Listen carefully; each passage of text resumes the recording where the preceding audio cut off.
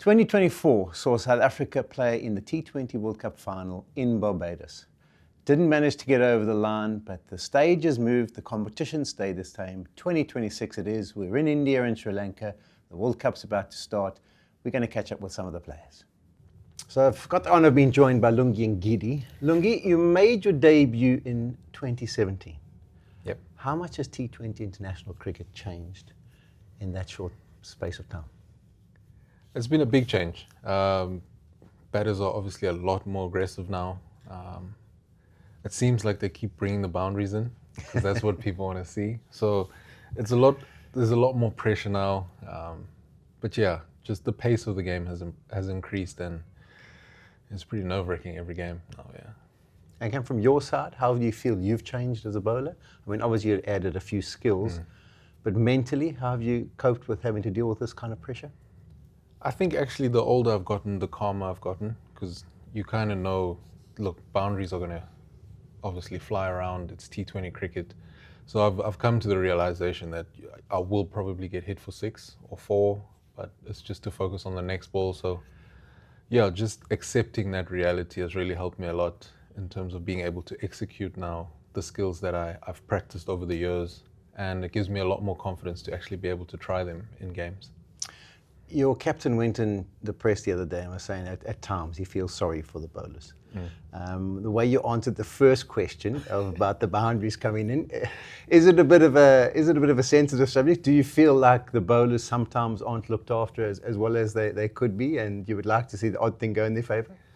If I'm being honest, look, no one cares about the bowlers. If we're being 100% honest, no one comes to watch us bowl a team out for Us 90. commentators do. We care about the bowlers. Oh, we appreciate that. But if I'm being realistic, no one comes to watch us bowl a team out for 90.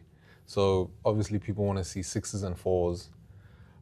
That's the entertaining part of T20 cricket for most people. So yeah, we just kind of facilitate the other side of the game where you just get to watch the batters do what they do. But when we do get a chance to really shine, you know, we make it count, because they're very rare. You say no one gets too excited when a team is bowled out for 90. I see some of the adverts on the TV where one of the local broadcasters is saying, is India going to be the first team to break the 300 barrier? Yeah. Do you think this tournament, with the nature of the competition, obviously some of the lesser known teams, do you think that could be a possibility in this tournament? Look, I've always had the feeling that when it comes to ICC tournaments, teams play differently. If you look at the bilateral series and stuff, teams are getting 240, 250. But I think guys play with game against India? Yeah, guys play with a lot more freedom there. You can actually feel it as a bowler. Guys just come out and swing. And if it comes off, you know, it looks great. If not, get another chance next game. But all of a sudden, once there's a trophy on the line, you can see the shot selection is a lot more, you know, selective. Like, guys are playing with straighter bats. They will pick certain bowlers. So 300 is a big shout, but I just feel like once there's a trophy on the line, guys play completely different to how they play throughout the series. Yeah, well, we thought there might be something like that in the West Indies. But I think those surfaces weren't really conducive to big scores. What would be the equivalent of 300 from a bowling perspective? 7 for 5 at the Wanderers? Oh. Definitely. Anything above a 5-er, for less than 15, I reckon that would be pretty much close to 300. That would be the equivalent. Yeah, but you know, I've watched a couple of the games now. The wickets don't look like any 7th for wickets, so gonna have to work around that with the different skills that we've got. Okay, I'm gonna get my phone ready here. I've got some stats down. Obviously, I think you know your stats pretty well. I do. I'm just going to bring something up for you. You're the second highest wicket taker for South Africa, Shamsi on 89, and you and KG are tied on 78. KG's played 72 matches. You've played just the 57 matches. So that's a real feather in your cap that you, obviously, 15 games behind where KG is, and you've got the same amount of wickets. So you must take a lot of pride in that. Does that come down to experience? Does it come down to the fact that you bowl up front and at the death? That sometimes you can be carved away, but sometimes you can pick up wickets with that fantastic slow ball? No, definitely. Throughout my career, it's been, you know, 2 in the power play, 2 at the death. So I'm always under pressure, and I had to find a way to get wickets, because if you don't get wickets, guys are just going to hit you for boundaries. So that's what made me learn the other skills that I now use in the game. I saw that obviously our team has a lot of pace, so then I went and I worked on my wrist position, tried to swing the ball, try to bring something different to the attack. So you feel you have to evolve. Yeah, I've had to evolve massively over the years, because when I first started, pace and bounce was enough. But now you see guys just run down the wicket, hit you over the top. You've only got 2 fielders out, so it's either you or them. So yeah, using those skills to try get as many wickets as possible, because that's how you pretty much stem the flow of runs. Okay, so I'm also looking at it. Do you know how many maidens you've bowled in T20 internationals? KG's got you on this one, just. Yeah, I'm saying 2 or 3. You've got 1. Oh, KG's got 3, but no one's got many. Shamsi's got 1. But Okay. therein lies the difficulty. I mean, to string 6 balls together in Yeah. a T20 international these days, to not make sure you don't go for anything, is particularly difficult. yeah. I mean, even if you get to like 4 dot balls in a row, what do guys tell you? Okay, he's gonna come at you now. And you're like, well, surely he should be like looking to get out the over. Nah, he's running down the wicket and he's having a swipe, and there goes your maiden. So, if anything, when you put pressure on the batsman, they try to put more pressure on you. So it's very rare that you'll get a maiden these days. A good SA20 for you. Must be feeling confident coming into this tournament. Your body feeling okay as well? Yeah, all good. I enjoyed the role I played at SA20. It was very similar to the role that I'm playing currently at the Proteas, so it was easy to kind of slot into that and to just keep that momentum going. Obviously, the game plans are very clear, and what I need to do up front with the ball, I've been doing it for years, so nothing much changes. Cool. And the vibe in the squad, everything good at this stage? Obviously, everyone gathered together again, feeling like they're all in a good space? Yeah, everyone's coming from SA20, which is quite a bit of cricket under our belt. We also had a series before that in India, so we got to bowl in the conditions that we're currently going to play in tomorrow. So yeah, a lot of guys got a lot of cricket under their belts. Confidence is high. Obviously, some of the guys won the SA20, so their confidence is even higher. Us playing in the final, that also helped. So yeah, guys are in a very good space. Okay, and finally, what's the message from Aiden and Shukri? What are they wanting you guys to do from an approach perspective, mentality perspective? I think everyone's been talking about it, playing on the front foot, being positive. That's pretty much the message that has been going around. Play the game your way. The coach has obviously also told us, there's certain situations where you need to be smart. Play the conditions and the situation of the game. We don't want the positive tag to be a cop-out as well, of, well, that's how I play.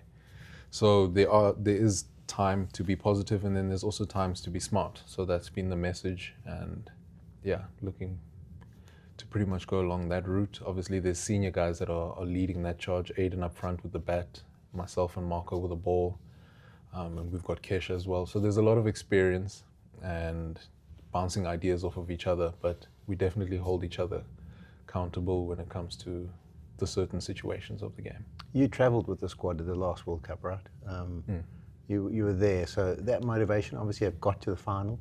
Just pretty amped now to see if you can just go that one step further. Yeah, it was unfortunate I didn't get a game. I was a travelling reserve, but just to see what the guys were able to achieve, it kind of gives you that, mental note of, oh, so we can do this. Obviously, in the past, I think we've been written off a couple of times of semis, and then that's it. But now we've been able to get to the final, and we've been able to win an ICC trophy, so that is in the back of our minds that we actually can achieve this. So definitely exciting times, and it's nice to be playing at the same venue for 3 games in a row. So that's a lucky draw for us. Get used to the conditions, get as many points as possible on the board, and then try and move forward from there. Okay, well, perfect. Thanks for your thoughts, and all the best for the World Cup. No problem. Thank you. Ryan Rickelton, thanks for joining us. First of all, you've obviously come into the South African setup off the SA20. The debrief, what happens in the dressing room and amongst the players? The bragging rights after the teams have won. What's that like? A bit frustrating, I think, as you can imagine. The guys that win are bad winners, especially their captain, who's a shocking winner. So straight into my face, straight into a lot of guys' faces, just reminding them. But from a personal point of view, I'm quite happy they won. So at least still the 2 teams on the trophy.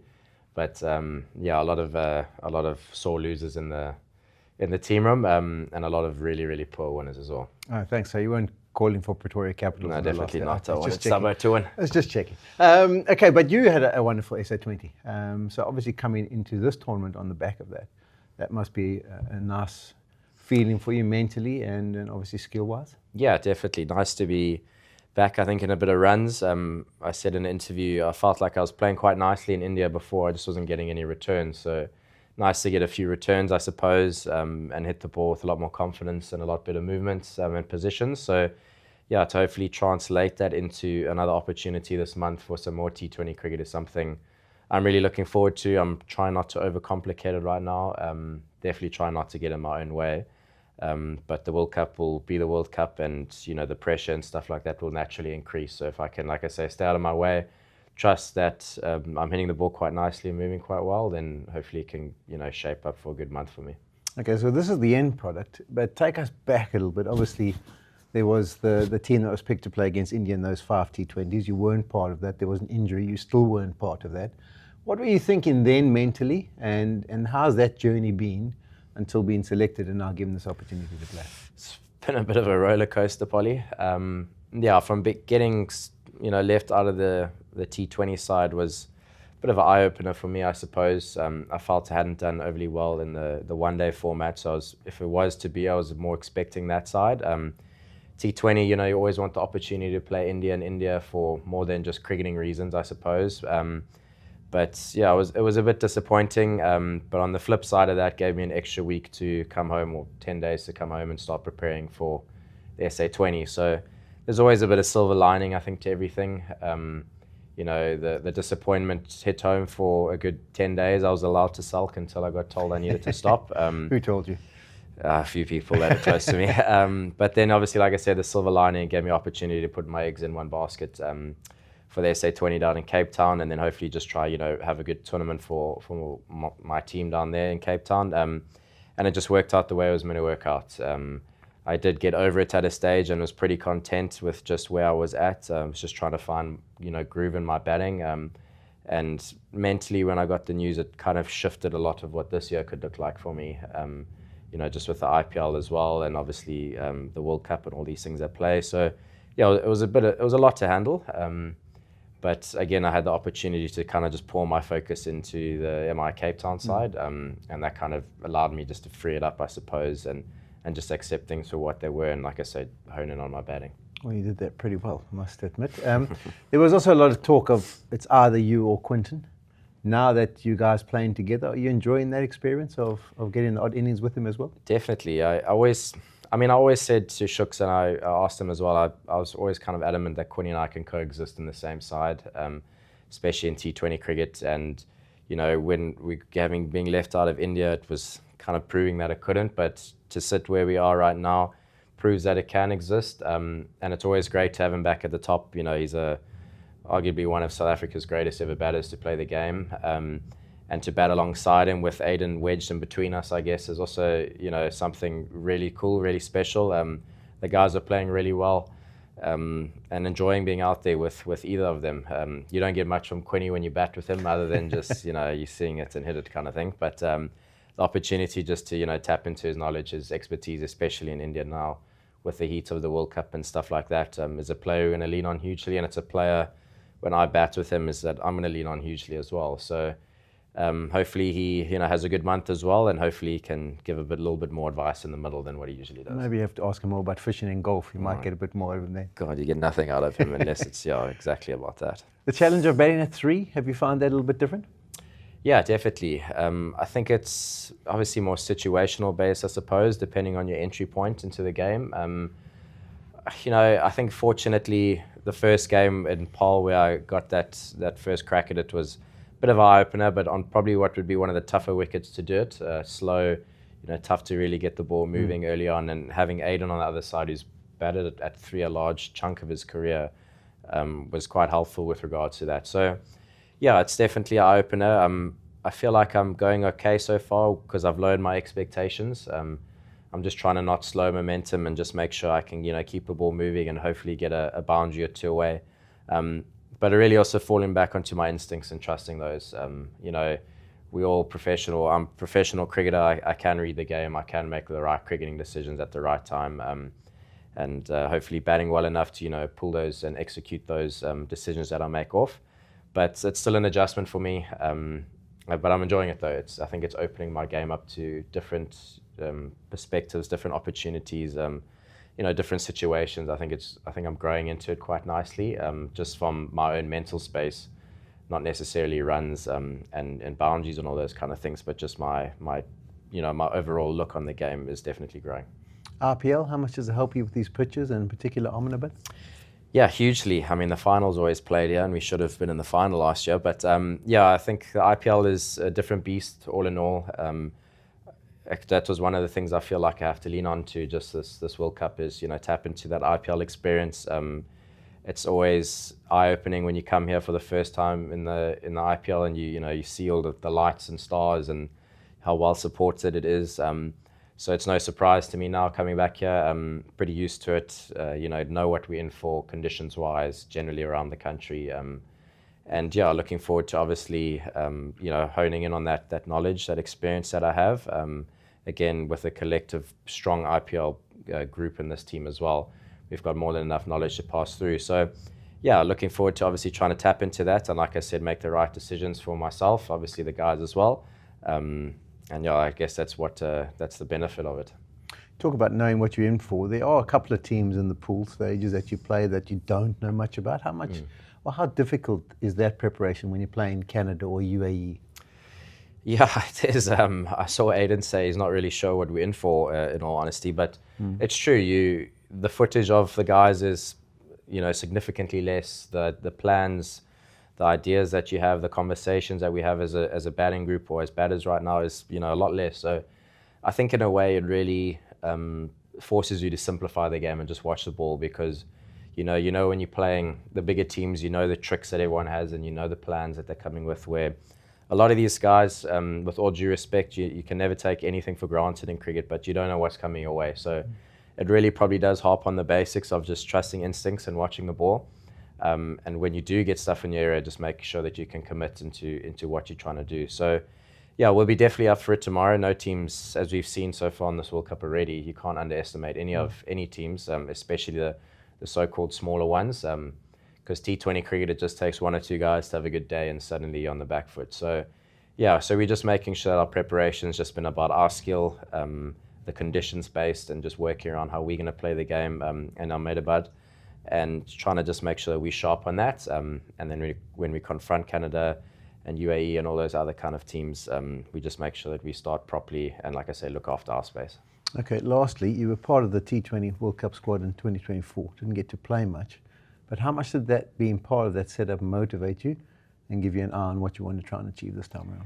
Yeah, hugely. I mean, 2 years ago, I was just excited to, get the opportunity to get on the flight, in all honesty. Never would have thought I'd play a game, and that team at that moment was pretty damn good, and guys were playing incredibly well, so never expected to even play. But just opportunity to see, a really competitive South African team take on some other really competitive nations, West Indies in their backyard in Antigua, I'll never forget that. And just the level, the intensity of which the game was played was a nice eye-opener for me. I wanted to be the fielder, 12th man, get on the field just to experience it and get as close to it as I can. And it definitely motivated me to improve my game and make sure that, by the time the next World Cup rolls around, I'll be on the flight and I won't just be on the side, I'll be playing. So, it just was a bit of an eye-opener, especially with regards to the intensity, the preparation, and how detailed. And in all honesty, with the pressure. Pressure ramps up hugely. It's not a six-hitting fest in the World Cup. It's actually a lot of pressurized moments. You got to win the small moments, and doesn't matter if it looks pretty or not. If you win, that's all that matters. So, so trying to wrap my head around that as well. Stay true to what I want to try to do, but obviously try to represent myself and represent the country and do what I can do for the team is what I'm after. But hugely motivated to hopefully get a game this World Cup and, like I said, put in some performances for South Africa.